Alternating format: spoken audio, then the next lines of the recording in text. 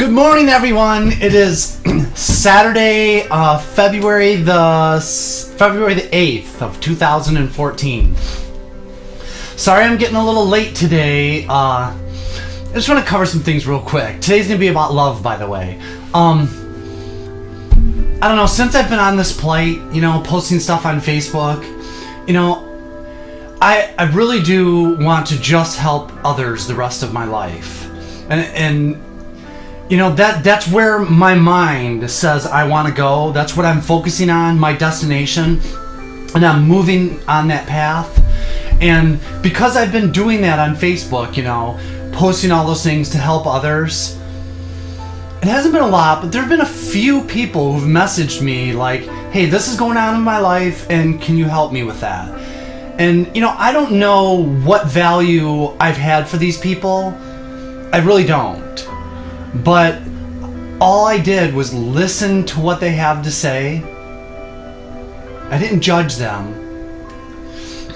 I thought about my own life and what I've learned from Tony Robbins and the Bible, and I helped them in a loving way. And it just so happens that a couple of them were like extraordinary things that only happen really not very often. I personally went through. You've heard me talk about it in my other videos, but basically, in order for someone to hear what you're saying, you have to know what they want to talk about. You're not going to talk about cars with me unless I know about cars. You'll tune me out if I say, well, I don't really know about cars. That's probably not a conversation you're going to pursue. Okay? I have that in my head, and I can really, because I've overcome all that. All of it. And it's all because of God, really. I mean, a lot of it has to do with Tony Robbins and the psychology of things, but really, when it boils down to it, if I received God when I was a kid before I knew Tony Robbins, then I probably would have just received God again and everything would have been fine. But man, there's mega value in Tony Robbins creating lasting change. Mega value. I think you can buy it on Amazon for like $2.99. Probably be the best $300 you ever spend. And I'm not making anything from that. I'm just saying. Okay? That aside, last night someone called me after midnight and kept me up really late. And that, my daughter was Facebooking me too, and we're still working out things as well. I love you, Rochelle. Just know that. If I did anything that you're questioning, I only did it because I was thinking about loving you. That's all. Maybe that's going to perplex you right now, but really, that's all it was about. And her grandmother called me last night with, I'm concerned about you. And I hope you watch this right now and help me make that movie, by the way. And here's something really weird. I said yesterday in my video, if any of you watched it, I know not a lot of you are, whatever, but I said that tomorrow would be about love. And today is about love. But that was preceding this. Last night, I decided I had a few hours before I went to bed, and I took my brother David's advice and laid down and watched a movie. But the movie I watched was the Visual Bible, the Book of John. So, man, what a glorious movie. Glorious. I already read the Book of John, but man, was that great to see it pan out on the screen. Awesome. With my dog laying down on the couch with me, loving on me. Man, I fell asleep a couple times, but I know the Book of John, but what a great thing. So anyways, I woke up well rested, and stayed up, and then she called me, Mary, Kathy, you called me, and we ended up talking for a while. And I told you about coincidence. Was it? And when we were talking, she said some things to me, but Joel Osteen sent some stuff to my Facebook feed, which happened to be spot on with what we were talking about. The first one, 26 minutes prior, I'm timelining this now. When I noticed it, 26 minutes prior, we had already talked about some stuff, and it was spot on to what we were talking about. Literally. Perfect for the conversation. Perfect. To the T. So I put her name on it, and I sent it. And then we kept talking, and the conversation changed a little bit. And then I looked at my Facebook screen again, and he sent another one, which was spot on to where we were with that part of the conversation. So I sent that. And so I says, but I like Paul. And she says, yeah, I like Paul too. And I said, yeah, Paul wrote Colossians, and Colossians is my favorite. And that's really about love, because it's loving yourself and loving others. It's all encompassing. But anyways, it all tied together. You see, yesterday I said I was going to do it about love, and it's all about love. And then, is it coincidence that Joel Osteen put those messages that were perfect for that moment of our conversation? Or was that something bigger? Like when David and I were sitting at, my brother David Height and I were sitting at Hardy's restaurant when I was telling him about renaming my moving company and my church to a Knights Templar, Church of Jesus Christ, or a Knights Templar Moving and Storage, and telling him how cool the Knights Templar were. Though I don't know everything about them, I know just enough to want to name my companies that, and my church that. So he says, blah, blah, blah, blah, blah, blah, blah, you shouldn't do that. Just like Michael Sullivan told me when I saw him in the Home Depot. Why'd you do that? Your company's been around forever. Because everything for me now is in the name of Christ. Everything. So he tells me that, and then I look over after he tells me this, and there's a lady reading a book that sat down just a few minutes prior. And the book in her hand is... maybe I'm going to get it wrong now, but I think it was The Sword of the Templar. And I was shocked when I saw it. Out of the millions of books, the possibilities of what books she could read at that minute, it spoke volume to me. But when I showed it to my brother David, you know what my brother David said? That's coincidence. Coincidence. You want a good philosophy? Put better meanings to things. Just that alone. And for me, it's God. Put God on everything. When things happen, go, is this because of God? And when you do that, you start to see things really beautiful. It isn't a coincidence anymore. The way things look in the world, it's not a coincidence anymore. So anyways, let's talk about it now. Today is about love, right? And isn't that the message of Christ? The message of God, love? Alright, so today is 1 Corinthians 13 of the NIV. If I speak in the tongues of men or of angels, but do not have love, I am only a resounding gong or a clanging cymbal. If I have the gift of prophecy and can fathom all mysteries and all knowledge, and if I have a faith that can move mountains, but do not have love, I am nothing. If I give all I possess to the poor, and give over my body to hardship that I may boast, but I do not have love, I gain nothing. Love is patient, love is kind, it does not envy, it does not boast, it is not proud, it does not dishonor others, it is not self-seeking, it is not easily angered, it keeps no record of wrongs, love does not delight in evil, but rejoices with the truth. It always protects, always trusts, always hopes, always perseveres. Love never fails, but where there are prophecies, they will cease. Where there are tongues, they will be stilled. Where there is knowledge, it will pass away, for we know in part, we are prophecy in part. But when completeness comes, what is in part disappears. When I was a child, I talked like a child. I thought like a child. I reasoned like a child. When I became a man, I put the ways of childhood behind me. For now we see only a reflection as in a mirror. Then we shall see face to face. Now I know in part, then I shall know fully, even as I am fully known. And now these three remain: faith, hope, and love.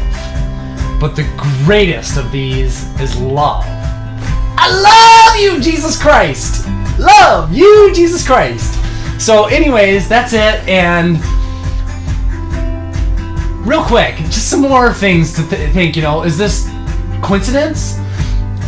Last week when I left church from that group that I was in, Reasons for God, and I told that man when told him to tell his partner by telling people they were going to sin, it was wrong. Something came to my mind last night when I watched the book of John, the visual book of John. Alright? So when I told that man, his name's Kyle, I said about his partner, I can't remember his name right now, but I said to him, that's not what you guys need to be doing, telling people that you're supposed to give people hope.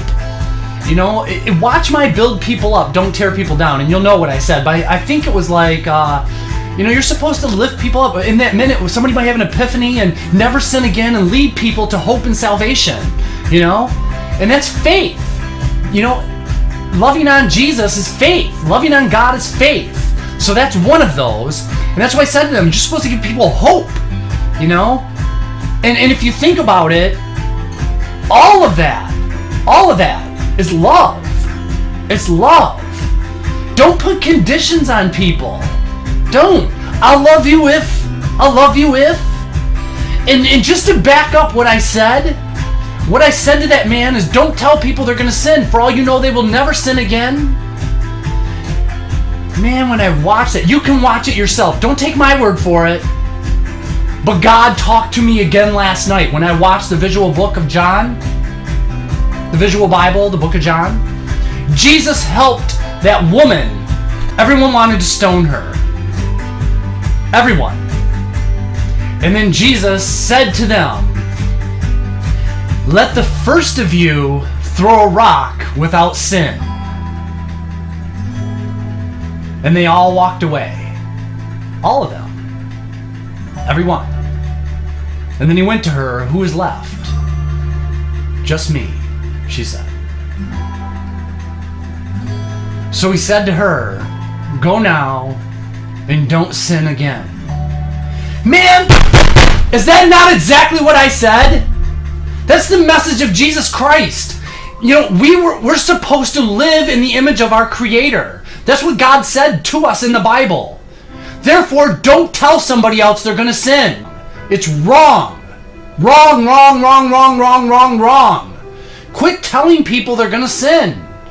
That's just framing people for failure. Oh, you're going to go for a walk and you're going to trip. Really? Really? Is that love? Is it loving somebody saying you're going to sin? Is it your guilt? Is it you knowing you sin? Are you just reflecting on yourself in the mirror? Really? You're supposed to give people hope. Just like Jesus. We're supposed to be Jesus. That's exactly what Colossians 3 says. That he'll appear in you. And there you see it. Watch the movie, read the book of John. I don't have the perfect memory. I don't. But it's good enough. And that's what he said to her. Go now and don't sin again. The same thing he told to the man in the same book of John, the blind man that was by that water where people were trying to get healed. Told that man, put mud on his eyes and sent him away to another place to clean it, and then the man could see. But you know what he told him? Don't sin again. He didn't say, you're gonna sin again. Quit telling people they're gonna sin. Stop it. You're not God. You're not God. Stop it. Give people hope. Give people hope. With God, with Christ on your lips, you won't sin again. Man, that pre-frames people for something to live up to. You know what? People love a challenge. I love a challenge, man. When somebody says you can't do that, that's like putting gasoline under me and lighting the match. You're wrong. Somebody puts a label on me, you're wrong. That man years ago that told me I was a narcissist, boom. Did that not fix me? You want to help me become a better man? Just tell me what you think is wrong with me. And if I think there's truth to it, because I'll question it, I'll analyze it, I'll look up the information, I'll dissect it, and I'll defeat it. That's just who I am. I don't know where I learned it all together, but it had to do with a lot of people loving on me, I know that. You know, I think one of the models was when I was a kid going through school and behaving so rottenly, those people only loved me. They just loved me. Man, I used to sit on a desk in 3rd grade and jump from desk to desk farting, acting like that was fuel, pushing me around. And that teacher used to come to the class the next year and pull me out of that class and have me do things with her. I'm pretty sure her name was Mrs. Nardone, but maybe I'm wrong. My 3rd grade teacher. I'll look it up and make sure. That's all you have to do is love people, don't judge them. Love them. Love, love, love, love, love. Encourage people to get better. Don't go, well, you're that, and you're not gonna blah, blah, blah. You know, and then this morning, I'm planning on having my niece and her boyfriend live with me again. I tried to help them years ago with what I knew from Tony Robbins. It didn't pan out. So they're gonna come and live with me, and I'm gonna have them watch this video about that man in Russia, the man who calls himself Jesus, and how those people live. And I'm gonna try to frame him with enough of what is good and loving to help him change for the better. He has a drug problem. And they both smoke cigarettes. And they have filthy words that come out of their mouth like nonstop. Am I taking too much on? You know, like we were talking about, like I was thinking, Rick Selecki, about putting the right people in my life. You know, making sure that I only have good people in my life because that affects who I am. I don't know. I just want to help people. And they're going to help me as well. I need help. I can only do so much. I'm only one man. I built that thing to heat my house in the backyard. Now it's got snow all over the wood and I need to cut a hole in the side of it. There's only so much time in the day. You know?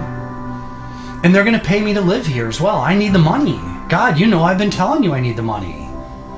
Is this not good? Then I'll bust my butt helping them change for the better. I preloaded him just like that man in that class that preloaded people for their conversation. I preloaded him when he called me this morning about it. Said he failed again with the drugs. And he wants to come before her. He wants to come right now, in fact. At 1 o'clock today. Am I ready for that? Tony Robbins says that. You know, he said the first thing you do is got to change yourself. When you can change yourself fully, then you're ready to help someone else. And then after you help one other person or a couple people, you can help groups of people. And after you help groups of people, you can help large auditoriums of people. So basically what he says is, you're learning all this stuff, now go practice it so you can become it. So that's what I'm going to do. I think I'm not who I was a couple years ago. I think I'm way different now. It's all about others now. And I'm going to focus on him and my niece and hopefully lead them to a better way of life. And if it works, if I can change their philosophy, if I can influence them to change, man, you'll see it unfold. I'll talk about it every once in a while. And maybe at the end, however long it takes, maybe when it comes and I test it and time shows it that they truly have changed, maybe we'll revisit that. You know, these are the people I talked about that were challenged. And this is me loving on them. This is the wisdom that I'm aware of. And this is it transcending to them. And this is who they are. And we can all see it. We can all see it. Please, Lord, help this happen. Please, please, God, help this happen. So, really, just love on people. Don't judge people. My brother David said, "You're crazy letting them live with you. You're crazy." Said that before, too, when I was going to have live with me before. You're crazy. No, I'm not crazy. I just want to help people. I have a burning desire in my heart to help others. Even when I was an atheist, I just didn't know enough. I always wanted to help people. Man, back to the beginning of my life, I just want to help people. That's all. That's all. That's all my church wants to do, is train people, show them what I know. Man, watch that movie, The Visual Bible. That's exactly what Jesus said too. Just help others. Just help others. Teach them. That's who he was. That's what they called him. The teacher. That's what Jesus was to the Jews, the teacher.